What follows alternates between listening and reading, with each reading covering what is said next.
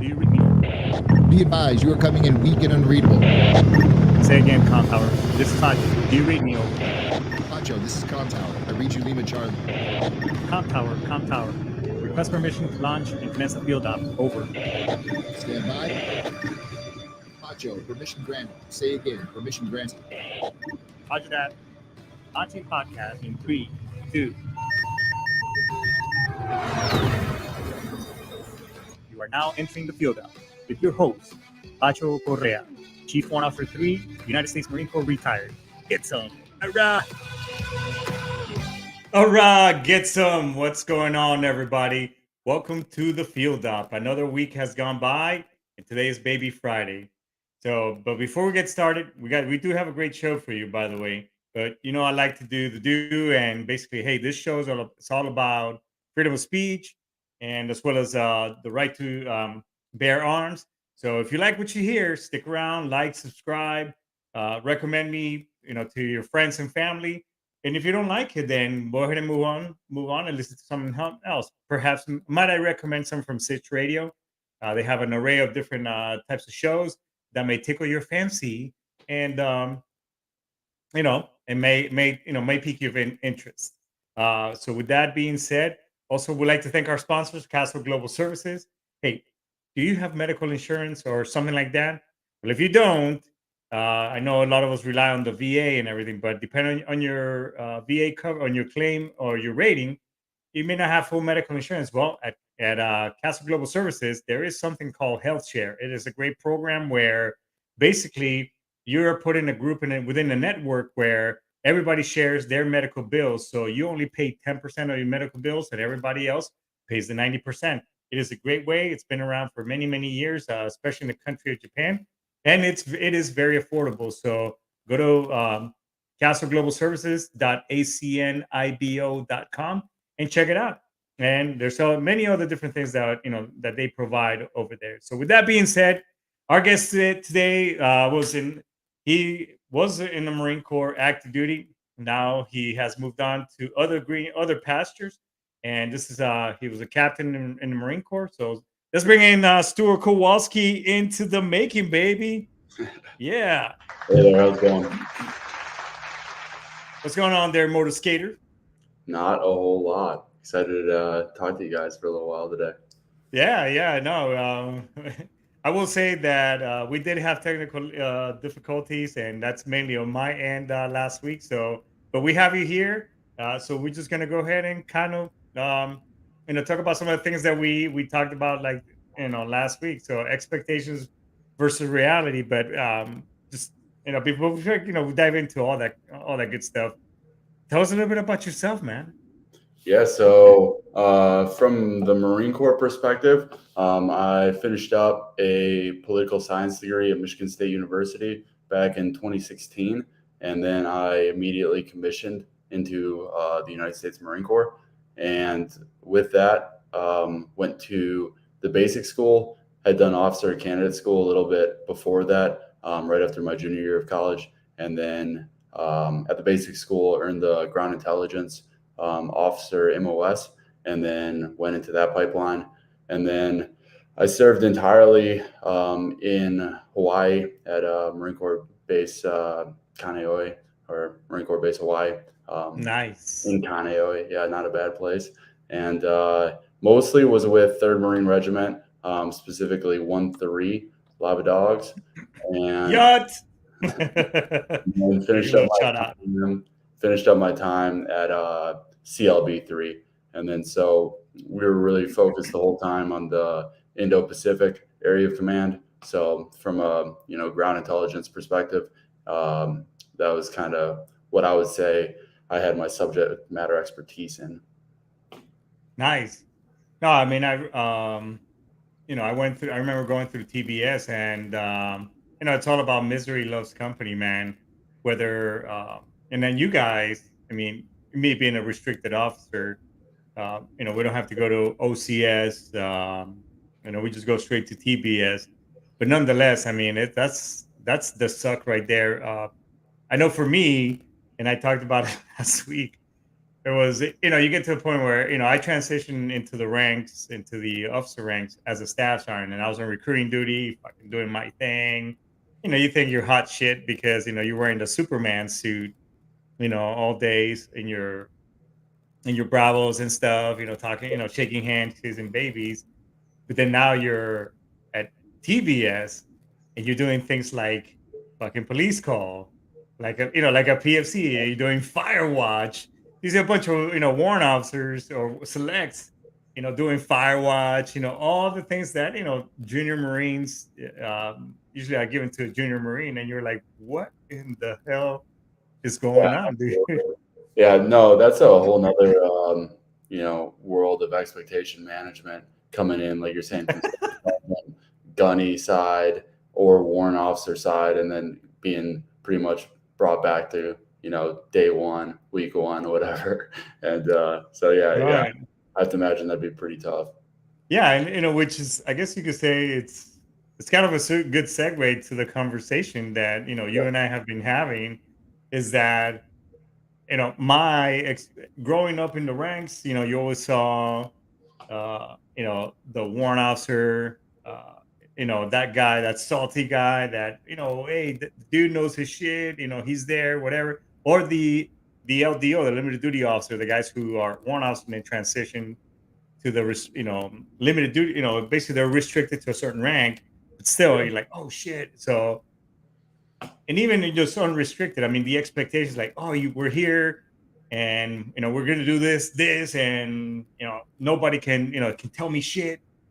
But it's like, let me pump your brakes a little bit there, hard charger. That's not the way shit works. And you're like, whoa, what the hell? I mean, how was it for you as you were, going through all these really cool schools, and uh, and through OCS, TBS, and infantry officer school, and all that good stuff, where they just bombard you and pump you up, with all that. You're gonna be a hero. You're gonna do this shit, and then you hit the fleet. Nope, that's not it. How was that for you? yeah, that was definitely tough for me, and I'd say that was the thing that kind of in the long run was the thing I wasn't able to, I guess, overcome. Um, in that, to this is all like open source, like you can Google this, whatever, like ground intel pipeline. It actually has been modified since I went through. But the ground intel pipeline, when I did go through, was OCS, TBS, infantry officer course, scout sniper unit leader course, ground intel officer course, and then that gets you to become a ground intel officer. And there's generally a few courses you go to after that, just like security management type stuff to get you ready for the admin piece of it all.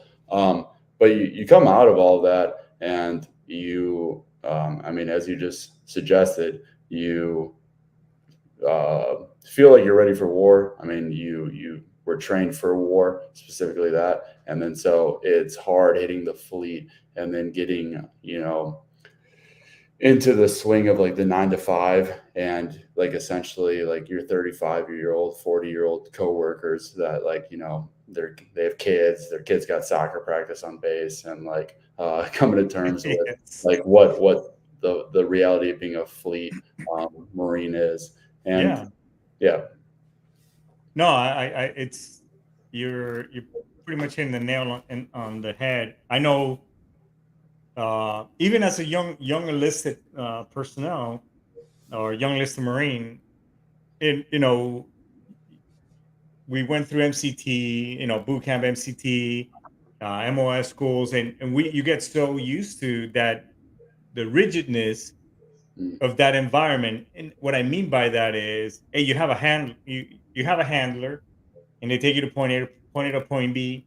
Um, kind of when you transition from one school to the other, you still have a handler, whether it's a platoon mate or somebody. You're used to that regimental aspect of the Marine Corps, and you hit the fleet, and to some degree, I mean, there is a level of freedom, where you're basically on the hook. Hey, you need to be just like anywhere else. You need to be work on time, this and that. But you're like, holy shit, hey, what happened to all those things that I've been used to? And then, what happened to, hey, we're gonna go to combat or whatever it is. It's like I'm here, but now I gotta go work. I've been fapped out, basically sent out to another section to cut grass for the next month or Yeah. to serve food at the fucking chow hall. Those things like that is just like, whoa, what a letdown. Was kind of that the similar tone for you, being a hard charging lieutenant. Here you get to this unit and oh, it's not like that. Yeah, I was just not prepared for the, you know, there's a major difference between what you're taught through the pipeline versus kind of like what you end up doing. Right. And I guess I want to, build on that a little bit. So, and like Yeah. walk it back, I guess. So I think there's, at least for me personally, I had kind of built out a narrative in my head of what I thought the Marine Corps was going to be. And so I was really afraid initially to join the Marine Corps. I hadn't been through anything like that before joining. Right. So I thought that I needed to prepare to, pretty much do anything that I might have to do. So I was training in the gym a ridiculous amount. I was doing boxing classes. I had taken some different language training, just to try to be ready for anything that could be thrown at me. And all of that was combined with kind of just, me and my buddies. I had like 6 other roommates that I lived with for the last 2 years of my time at Michigan State. And we were just on this like binge feeding each other, like Restrepo, Jarhead, like Afghan, Iraq type like war material. And like we were like full on true believers, like ready to get after it. And so it was cool that as I was going through the training pipeline, everything that I had created in this narrative of what the Marine Corps was exactly going to be like was Right. being offered to me. And to kind of go like slightly like course by course, like I think having been through the pipeline I did, officer candidate school, I don't know, like maybe they changed it, maybe it's just my memory, but I still think that was like probably the worst one. Like there was a ridiculous amount of like sleep deprivation in that course where Yeah. I don't know if I'm like, I don't remember it right, but I'm pretty sure it was around 2-ish hours of sleep a night because I remember calling like 3 or 4 weeks in. I remember calling my mom and being like, we got a Liberty one day a week, about a month in of the 3-month course. And I called my mom and I was like, yeah, I've slept like 8 hours this week. And she's like, whoa, like you cannot be on the phone. Baby. Yeah, you cannot be on the phone with me. But you go through all these courses, infantry officer course, like you're running through the woods, you're doing live fire, you got rockets, you got mortars, you got artillery, you're doing some close air support stuff. You got all these like really in-depth live fire courses. You go to sniper school, or a unit leader course, and you're setting up hides, you're in ghillie suits, you're firing the Right. long guns. You go to ground intel school, like although they say like they hit you right off the bat, like you're not James Bond, and you're like Roger, like I'm James Bond, and then like Sure, so sure. I'm not James Bond. yeah, that's exactly sure. That's what they have to tell me. And then so you do more stuff, like you memorize all the different enemy like vehicles. You can tell what an infantry fighting vehicle is, what an armored personnel carrier is, and the different types there. And then so you hit the fleet, and then all of a sudden your priority then switches to procuring maps for the military exercise that's coming up. Your priority switches to ensuring that everyone in the unit has the proper security clearance so that you can do a certain military exercise with a certain group of people. And then your priority switches to doing a full inventory of the aerial surveillance assets that you have to make sure like to figure out like why you're missing a propeller. And it's just tough to come out of so many years of having a narrative that you built in your head that's being reinforced by everything that you're experiencing on a day-to-day basis to then be thrown into what the job is, and it isn't what you had built it up to be. and what in a lot of ways it was built up to be via the people that were training you. Right. No, so, and you bring up a couple of good items. I think in regards to the expectation of preparedness, I think one thing that us as human beings we try to control, we try to control what what's coming in the future is just it's just by nature, instead of just accepting, hey, whatever it is will be, so to speak. Because I too, coming on as to as an enlisted, same thing. My buddy and I, we were in high school, getting ready to graduate. I mean, but we trained the piss out of each other. We weightlifted. We were both big into martial arts at the time, so we were doing all that stuff, still, and we used to spar. I mean, we used to beat the living shit out of each other, and obviously watching Heartbreak Ridge, A Few Good Men, all those movies. Just so you develop this movie inside your head of what okay, this is what it's going to be like, so I'm going to try to prepare for it. So, and same thing, boot camp and sleep deprivation, all those things. So you're right. But later, and as the years go by, and I'll circle back to what my original point is, that as I got to to go to combat and all the other places, or austere environments, on my deployments, it's like it all came together, Mm. especially when I transitioned into the officer ranks. Is that, oh, it's like, oh, yep, everything just kind of clicked, and it all came together in the sense that, hey, there's a purpose why we have the police call. There's a purpose why we do things a certain way. Uh, and later on, going into combat, to at your point where you had to procure maps and set up, all the other things before going out to doing an exercise, that it's shit. There's what we see in the movies and other things, or our perception coming in is like, oh, hey, I'm here to I shut up. I got my weapons. Tell me who to shoot, and I'll make that shit happen. But hey, whoa, wait a minute. There's logistics that have to be done. All these things have to come together. Even well, I mean, when right before you go outside the wire, there's a 5 paragraph order, and basically all that is like, hey, we're putting all these instructions together and bringing all these groups, because we all got to be in the same sheet of music, as we're doing this operations out in town. If whether we're gonna kill, but Osama bin Laden, or the last dipshit that just got popped. It's months of workup and logistical stuff coming together before we do that. But a lot of us, people who, unlike you and me, and probably the rest of our listeners, don't know that. You know what I mean? Mm. So Yeah, I'd say I can totally see. And what was that? yeah, I would just say like on that, and kind of like I've tried to explore kind of where this came from in my head, of like this expectation management stuff, like why that happened the way it did, and kind of what was I thinking? Um, yeah, one sec. I gotta use this ground intel brain. Um, No. And I get it. It's the whole. It's again. The mind is a very. It's a tricky thing, and you know depends on what we've been doing, and it kind of it all comes together. Our exposure, before we come in, are the things that we're exposed to as we're progressing through the ranks and living in this environment. That expectation. You're like, okay, yeah, I got a field exercise, and I know we're gonna do this.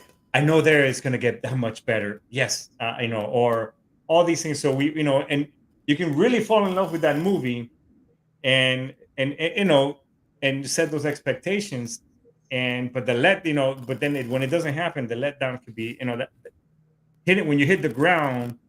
You hit hard, and you're like, fuck, yeah, and then it can get us a lot of us in trouble. I know it did to me. I started kind of doing that, like 4 or 5 years before I retired. It's just my expectations of what things were, and in reality, it got into my head, and and I know that had played a part of me eventually transitioning now, because I was just like, hey, you know what? I can't do this anymore. How Yeah. was it for you though? Yeah. So I guess if I can say one more thing about the previous. Yeah, of course. So I think a major portion of like that expectation, like mismanagement, kind of comes at least on the officer side, um, due to the fact that, you know, if you got like two things, okay, so everything is constrained by time and money. The Marine Corps only has so much time to train you, and only has the ability to put so much money into Right. creating you. So in this world of limited resources, am I going to train you for the thing that's essentially a no-fail mission, that is combat? Or should I train you for the additional tasks that is realistically, if you mess up, it's not that big of a deal. So when it comes down to it, you have 2 years to be trained. From the Marine Corps perspective, I'm going to put all of my time and money into making sure that you're lethal in combat as your MOS, and for me, as a ground intelligence officer. However, they didn't put any time and money into me in making sure that I was lethal at ground intelligence administrative work, because that's something that, although I wasn't trained, was something that I could pick up on the job. So, and that's where Right. that, and I think the Marine Corps could do a better job of, prepping the Marines with the knowledge that this is what we're teaching you for combat, but in reality, when you're not in combat, it's going to look a little bit more like this. So I think like you could do a better job of shaping the narrative as you go through it, but at the same time, in having not been in combat, I can only allude to some of the stuff, but to train someone for combat, you can't like give people the answers. You have to simulate an awful environment. You need to simulate the worst day ever for that individual, and it's tough to simulate the worst day ever for an individual if you were to be saying, hey, like make sure like you learn how to do the maps too. Like in that training environment, it would be tough to sprinkle in the administrative aspects to actually properly manage the expectation for that individual. And then so kind of additionally to what you're saying, I'd say a portion of kind of the feelings that I developed and why I left the Marine Corps was likely a short-sightedness in, having been so worked up that I wasn't able to see the process through. And that, as you say, you went to combat, you did these different things throughout your career, and things kind of come together over time, and you're able to connect the dots backwards a little bit more. Okay. And oh, that makes sense. We did this and that, and then now here that makes sense. As opposed to, in 4 years that I was in the Marine Corps, 2 of them being training, 2 in the Fleet Marine Force, I only have so many data points to compare my training to say that does or doesn't make sense. Dude, look, I just got goosebumps, bro. Yeah.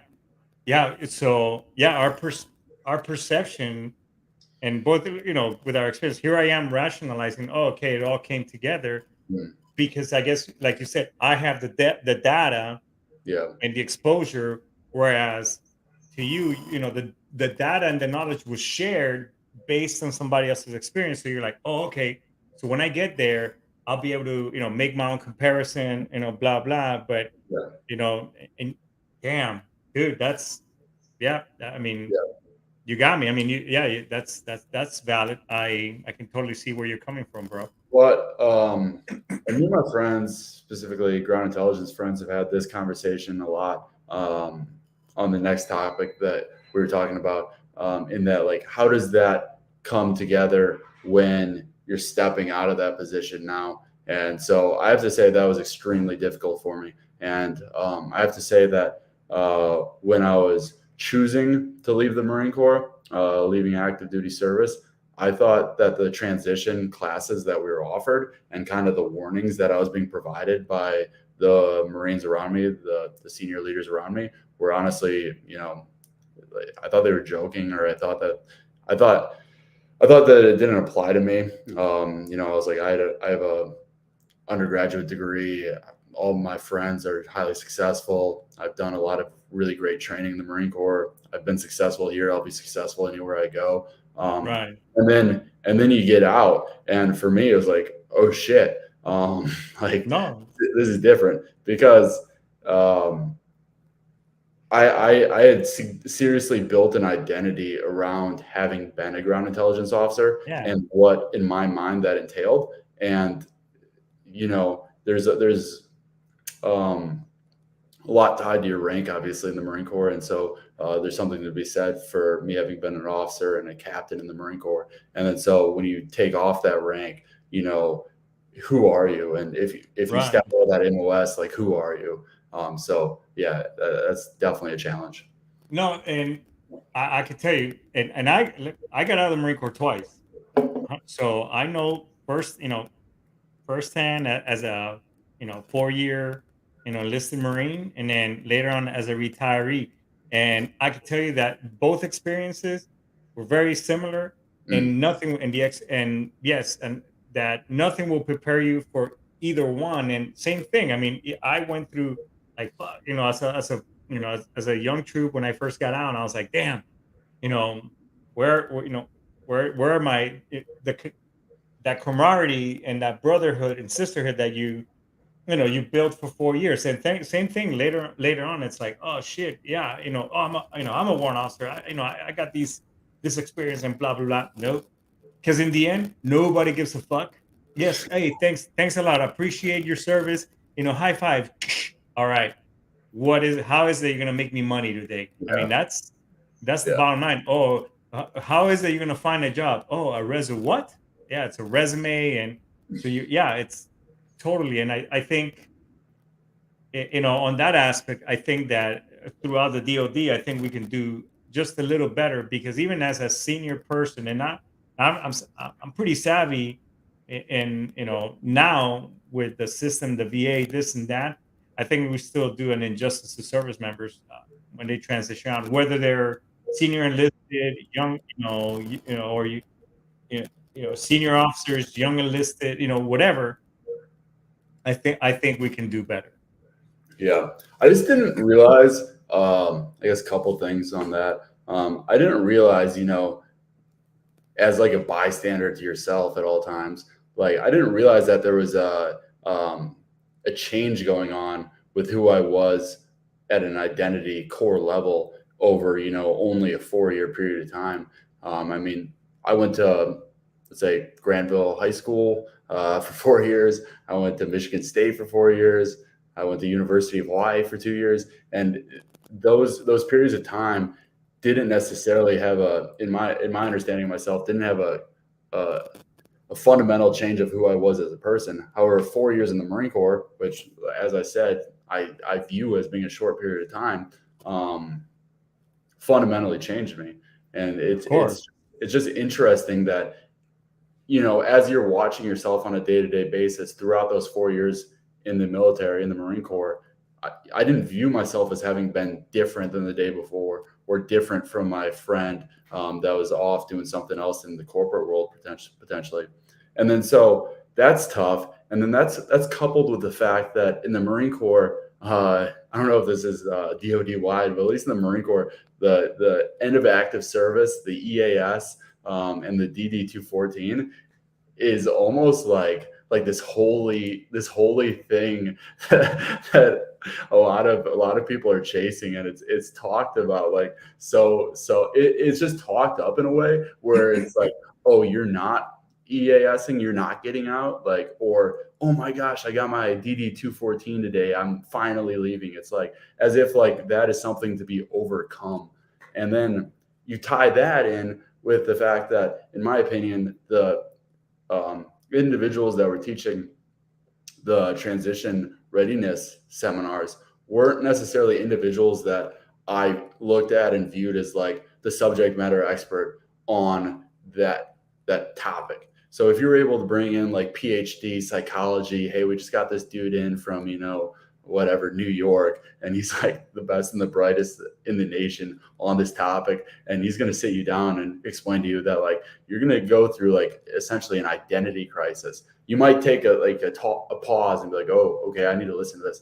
Vice what actually occurred of VA employee with mixed bag of credentials, kind of telling you in like the side room of whatever building they threw that course into that this is how you might feel, and you got this like very bureaucratic like workbook that you're going through. And so the way it's presented is presented in a way where it's very easy to discount it until then you're in all the situations that they were just previously describing and trying to figure out what the hell to do.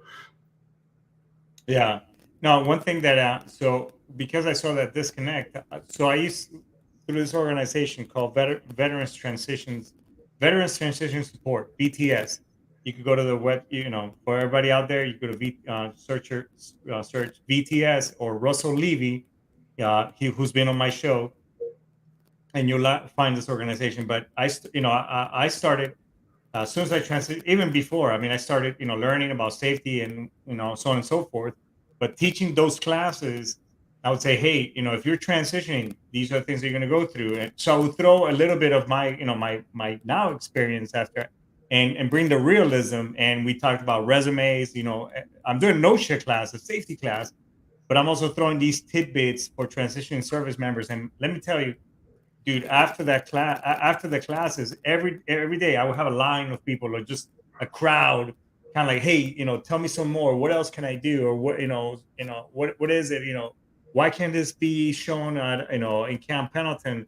Or this that? So Russell kind of caught on to that, and he started doing a little bit of those seminars, and bringing that information. Now he brings it with a different aspect, because God bless Russell, and I love the work that he do. He brings his experience being exposed and helping out veterans, which is invaluable. And also by what we tell him, because him and I talk. So he brings that, but I would also bring the realism as I went through the grinding of, oh shit, I gotta, these VA appointments and this and that. So yeah, it's definitely, you can discredit the person. Man, what the hell do you know if you're already in the army, you work for the fucking VA, you're the other person. But yeah, man. I'd say the thing that the Marine Corps and the DoD does best is the GI Bill benefit, and Yeah. I'd say that's one of the things that I did best in my transition out of the Marine Corps, was just prior to EASing, getting my submission in for an MBA, applying for my MBA, so that, a couple months after I got out, I was forced into an academic setting with then like stabilized pay via the housing allowance. And then so that got me about 2 years to get my feet underneath me, that I could then figure out what I was doing. But I think the thing that I didn't expect was that the Marine Corps for me, while I was in, the way I viewed it then, was just such like an overwhelming grind of just like daily, like task after task, like move after move. At 1-3, we just had an extremely fast-paced workup to go, say this as truthfully as I can. We did a 12-month workup that, in my opinion, was very hardcore, to then go to Okinawa to sit there on standby. Right. So when I left the Marine Corps, I thought that everything that was coming after that was going to be significantly easier. But when I left the Marine Corps, that's pretty much like we were saying, like day one, week one, like time to get back on the grind.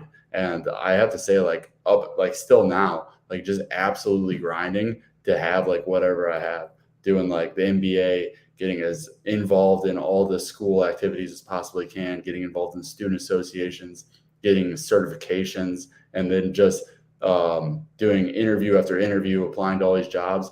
And it was tough in the Marine Corps, or tough having come out of the Marine Corps, and tough having been an officer, is that, you think you kind of have that silver spoon in a way where it's like, I deserve this, like I've earned this. And then so, the ranks taken off, you're thrown back into the population, your number, 331 million or something. Yeah. And like, good luck. Like, we appreciate what you did, but at the same time, like you were saying, how are you going to make us money? And it was like, Yeah. I'm not quite sure. Yeah. No, I mean, it's a lot of things, man. And I mean, it is amazing that, you know, but you've made it. And I mean, we could probably talk about, I mean, this is a topic that you and I have talked, because I mean, we have to, work at the same place, and we could Absolutely. talk about this forever. But what do we do is, since we're running out of time on Absolutely. our show, would you be interested in coming back and just, kind of expanding on the subject a little bit more? Yeah. Yeah. And we Sure. can talk shit about other things too. Yeah. Yeah. Why not? Uh, hey, but I'm not talking shit about the Charlie's Philly cheesesteak in Okinawa. That's about as good as it comes. Yeah, that's right. Hey, Stu, man. Hey, first of all, it's an honor and a pleasure, not only, working with a fellow devil dog at work, but also for, you being part of the, very small percentage of our population answering the call, in serving this great nation of ours. So for that, thank you for your service, and thank you for coming onto our show, brother. We appreciate you, and we'll definitely look forward to bringing you back. Absolutely. Yeah. Thank you for your time. It was an honor being here. All right, thanks, man. All right, everybody. Well, as we wrap up, this great show of ours, I always like to end that. Hey, we've been struggling with depression, anxiety, ruminating thoughts, and all those things that just put us in a really, really bad spot. Please go ahead and reach out to me. You can send me a DM. You can send me, I'll give you a call, or reach out to a buddy, but reach out to somebody. Use the VA, TRICARE, military one sources, many, many resources out there. But the bottom line is, I don't want you to be a statistic, and another number saying that, hey, so and so passed away, or we gotta do 22 fucking push up challenges. We just don't want that, because you matter, and we want you here. So reach out to somebody, and we'll get you the help that you need. So, but folks, with that being said, next week we really got a good show. So make sure you tune in. But with that being said, everybody, we're gonna go ahead and index this exercise right now, because with that, hoorah, get some. I am out. Peace.